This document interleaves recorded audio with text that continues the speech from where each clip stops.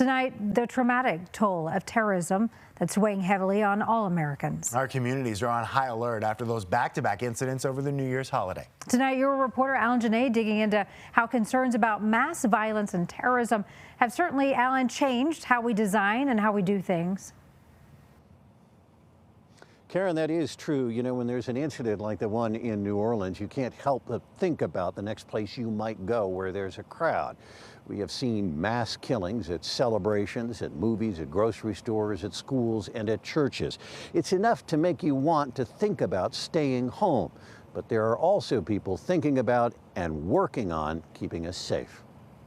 There were families at the downtown ice rink near the clock tower, keeping it a busy place full of bending ankles on a January evening. Bruce Johnson and Caitlin Finger kept their kids within reach. I do fear for them. But they wouldn't let what's happened in New Orleans keep them from a public place. At the end of the day, this is kind of what life is about. Our lives have changed in the reality of the security that we deal with every day, right? They have. Denver's former director of public safety, Murphy Robinson, who now runs security firms, has thought about how safety is a worry in many more places. Not just at the dining room kitchen table, but at work, at school, and even when we go and play with our friends and family.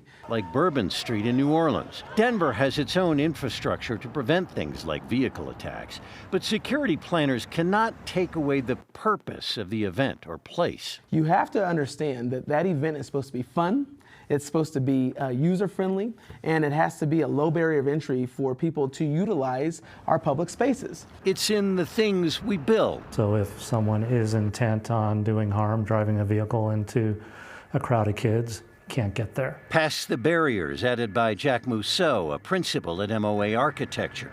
They design a lot of schools, hardening them. We like to ensure that before a perpetrator could get to a classroom, they have to go through barriers at the front door of the building, through a secured entry vestibule, through 2 more layers of security before they get to the classroom door. All costly changes added in recent years. Bullet-resistant glazing systems, they run into the hundreds of thousands of dollars. The technology systems we put into buildings today run into the hundreds of thousands of dollars. A price to make people feel safe in the places where we want to be. After New Orleans, you're not going to live in fear, are you? No, no, no.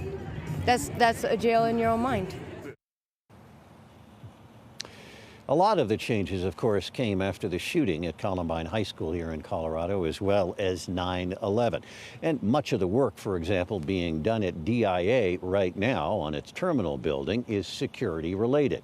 There are, of course, evolving threats. What about drones, I asked? Well, as sure as I asked, you can imagine there are people in security, law enforcement, and architecture thinking about dealing with that.